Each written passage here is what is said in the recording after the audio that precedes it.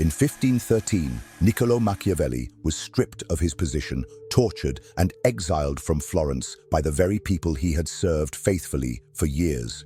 Instead of begging for forgiveness or trying to win back their approval, he did something that changed the course of history. He withdrew completely and wrote The Prince, a masterpiece that would outlive all his enemies and secure his place in immortality. While his tormentors faded into historical obscurity, Machiavelli became one of the most studied and quoted thinkers of all time. His response to ultimate disrespect created a legacy that has influenced leaders, philosophers, and strategists for over 5 centuries.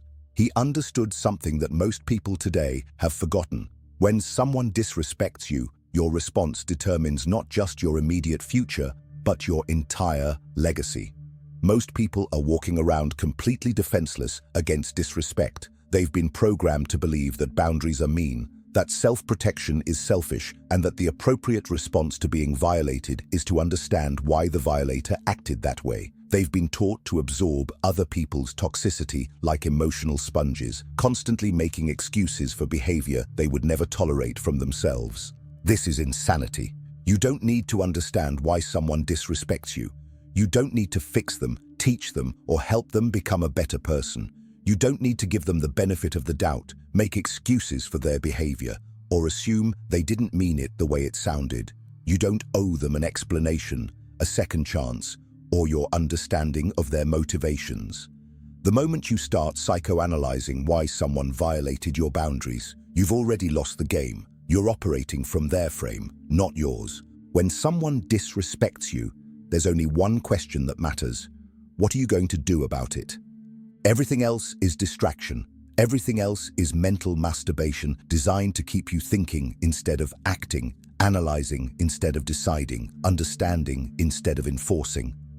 The modern mind has been trained to complicate simple situations, to find nuance where none exists, to seek understanding where only action is required. This overthinking paralysis is exactly what keeps most people trapped in cycles of disrespect. They think their way out of taking action. The modern world has convinced you that reacting to disrespect makes you petty, that defending yourself makes you difficult, that having standards makes you judgmental. They've sold you the lie that tolerance equals wisdom, that passivity equals maturity, and that letting people walk over you equals taking the high road. Society has weaponized your empathy against you, turning your natural desire to be understanding into a tool for your own exploitation. While you're being the bigger person, everyone else is learning exactly how small you're willing to let them make you. Disrespect is never an accident, it's always a test. Someone is probing to see what they can get away with, how far they can push, what your actual limits are versus what your stated limits are. They're conducting social reconnaissance, gathering intelligence about your character, your backbone, your willingness to defend yourself. Every interaction becomes a subtle negotiation where they're trying to establish the rules of engagement, rules that will govern every future interaction you have with them. And every time you fail that test, every time you absorb their violation with a smile and move on like nothing happened, you're not being mature, you're being marked. Marked as someone who doesn't enforce their own value. Marked as someone whose boundaries are suggestions rather than requirements. Marked as safe to disrespect again. Because that's how human nature actually works. People don't respect what you won't protect. They don't value what you give away for free. They don't cherish what they can violate without consequence. This isn't cynicism. It's observable reality. Watch how people treat free things versus things they have to earn. Watch how they behave toward those who enforce boundaries versus those who don't. The pattern is consistent and undeniable.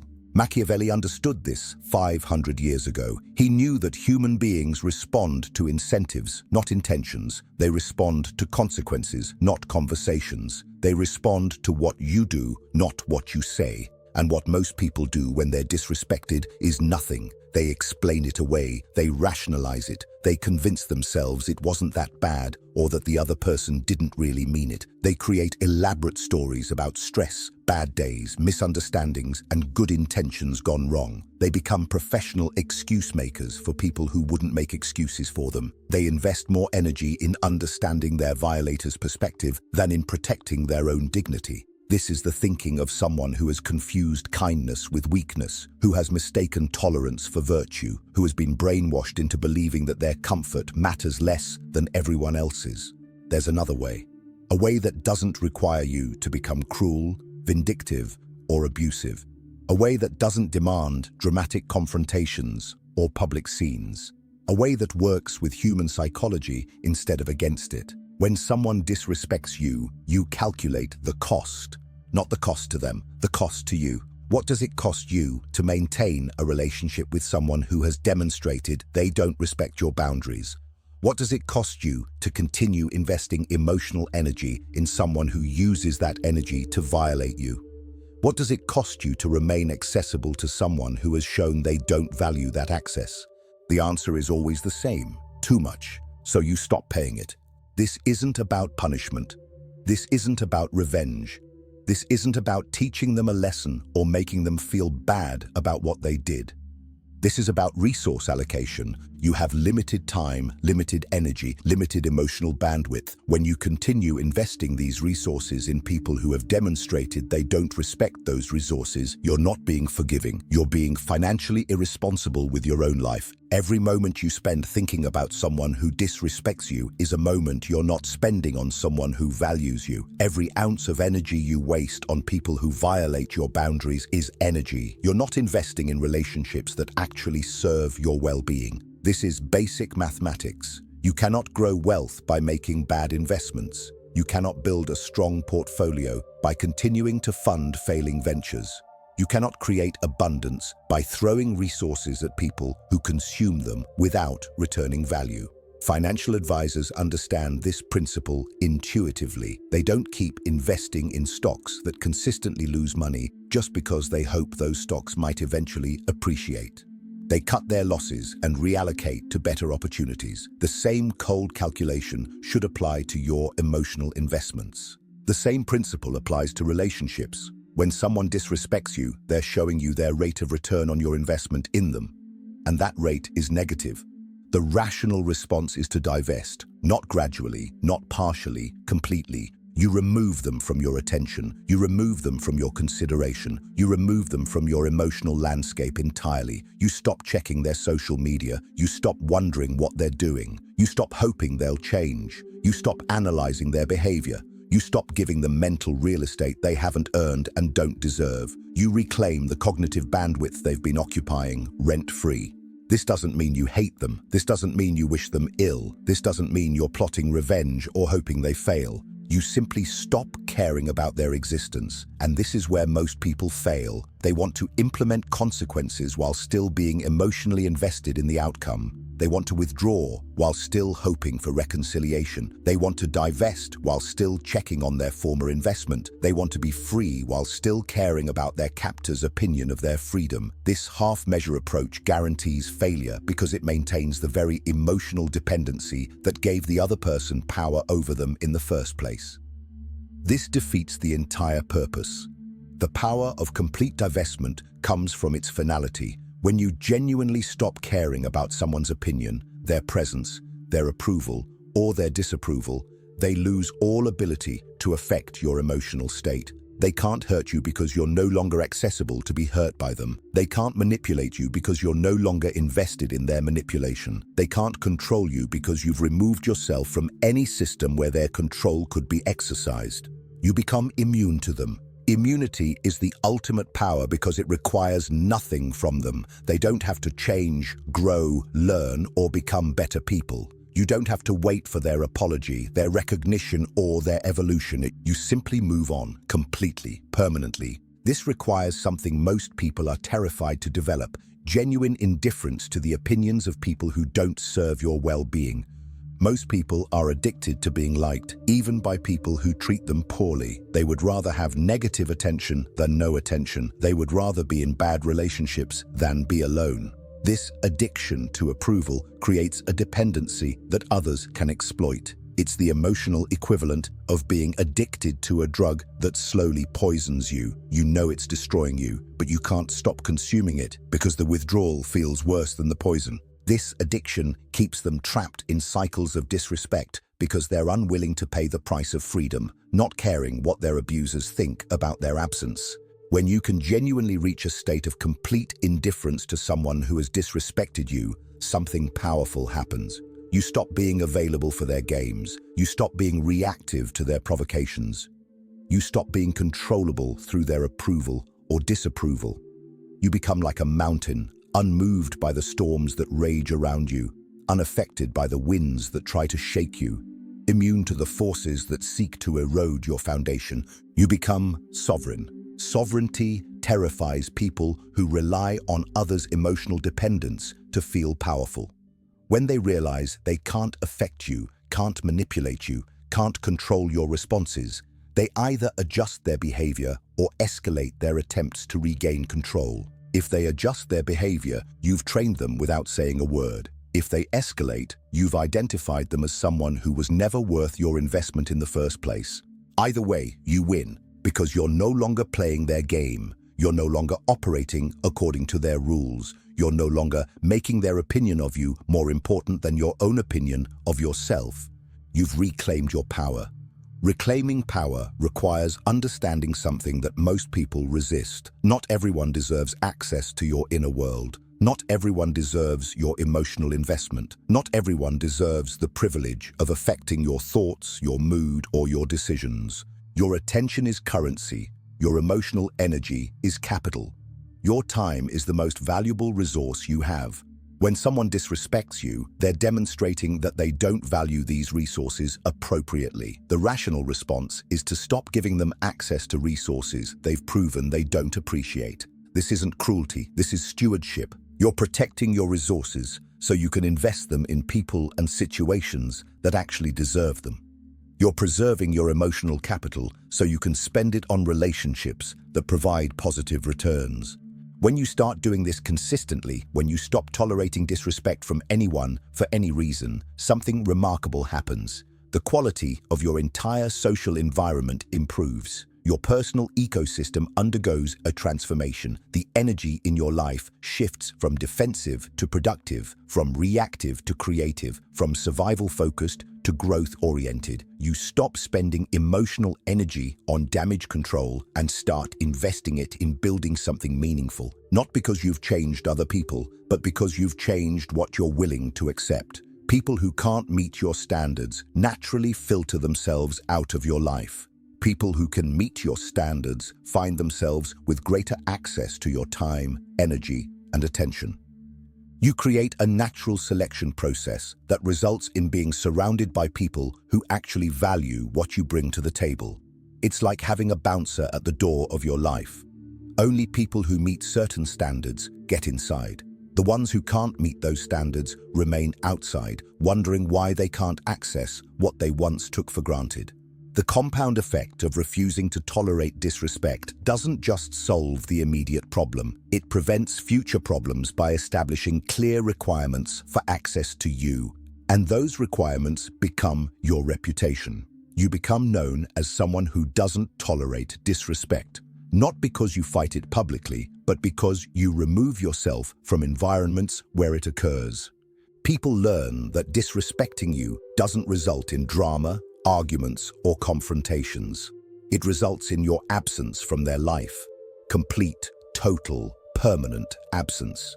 You don't announce your departure. You don't explain your reasoning. You don't give them closure or the opportunity to argue their case. You simply vanish from their world like smoke in the wind, leaving them to wonder what happened and why. And for most people, that absence is more devastating than any argument could be, because arguments imply you still care enough to fight. Absence implies you've concluded they're not worth fighting for. This creates a powerful incentive structure. People who want access to you learn to respect your boundaries because disrespecting them costs them something they value, your presence.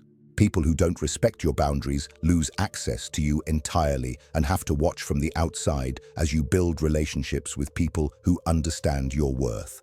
This is how you build unshakable self-respect, by demonstrating through your actions that you value yourself enough to remove yourself from situations where you're not valued.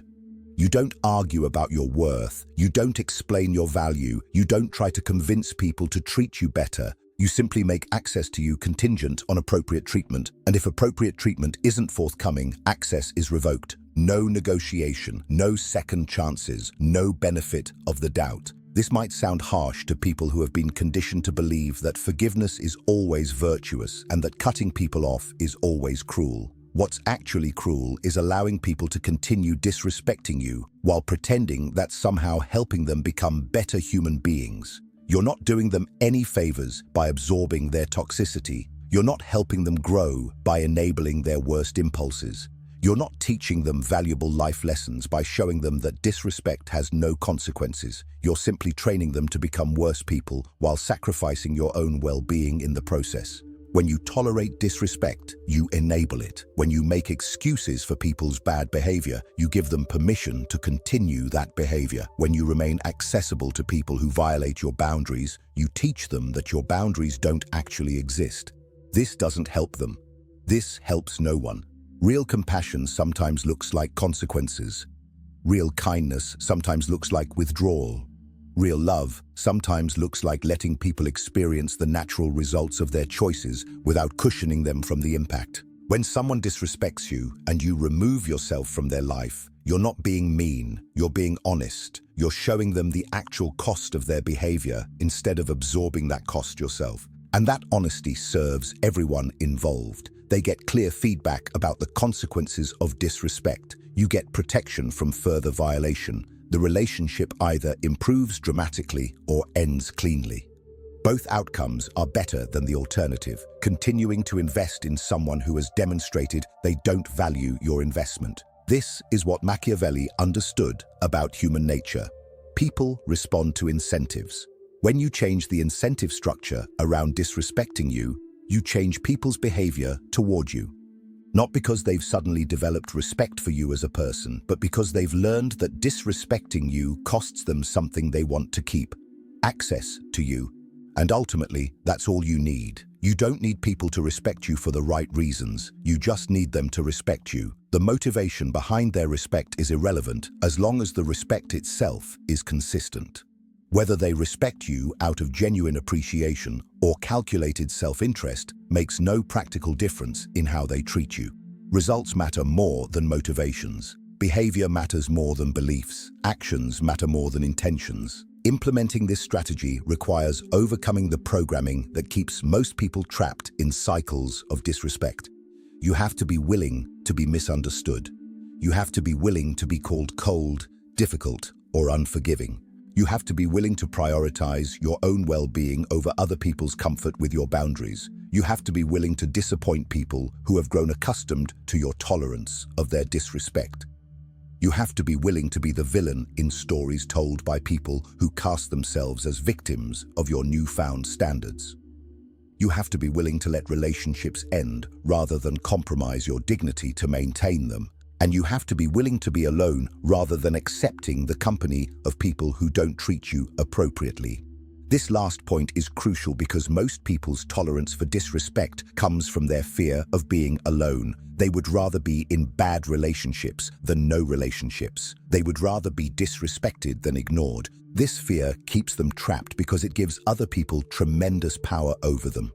When someone knows you're afraid to be alone, they know you'll tolerate almost anything to avoid that fear. They can push boundaries, violate your comfort, and disrespect your values because they understand that your fear of solitude trumps your need for dignity.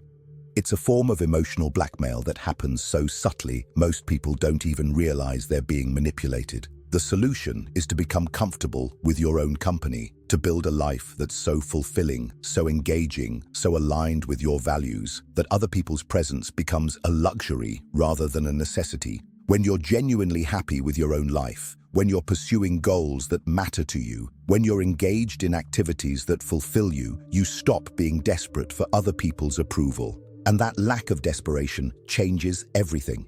You stop tolerating disrespect because you no longer need the disrespecter's presence in your life. You can afford to have standards because you're not dependent on others to provide meaning, purpose, or validation. You become selective about who gets access to you because you understand that your time and energy are valuable resources that should be invested wisely. This is the foundation of all self-respect, understanding that you are valuable enough to have standards and that those standards should be non-negotiable. When someone disrespects you, they're testing whether you actually believe in your own value or whether you're just hoping other people will validate it for you. Your response to that test determines not just how they'll treat you going forward, but how everyone who witnesses that response will treat you. If you tolerate disrespect, you're announcing to the world that you don't actually believe you deserve respect. If you remove yourself from disrespectful situations, you're demonstrating that you know your worth and you're willing to protect it. Every person who witnesses your response is taking notes. They're learning what you will and won't accept. They're adjusting their behavior towards you based on what they observe. Your response becomes your reputation, and your reputation becomes your reality. The world responds accordingly. People treat you the way you teach them to treat you, and you teach them through your actions, not your words. When you consistently remove yourself from situations where you're not treated with respect, you teach people that respecting you is the price of admission to your life. When you consistently tolerate disrespect, you teach people that your boundaries are optional and your comfort is negotiable. The choice is yours. Every time someone disrespects you, you're choosing how to respond, and that choice is training everyone around you about what treatment you'll accept. Choose wisely, because the patterns you establish now will determine the quality of every relationship you have for the rest of your life. Every time you tolerate disrespect, you're not just affecting that one interaction. You're training your entire social network about what treatment you'll accept. You're setting precedents that will follow you for years, creating expectations that become harder and harder to change as time goes on. If you want to be surrounded by people who respect you, start by respecting yourself enough to remove people who don't. It's that simple, and it's that difficult. The only way to build a life where disrespect becomes irrelevant is to become unavailable to be disrespected. That's the Machiavellian way, and it works every time. If this video helped you understand how to handle disrespect the right way, hit that like button. Subscribe for more content on building real power and respect in your life. Share this video with someone who needs to hear this message. Thanks for watching.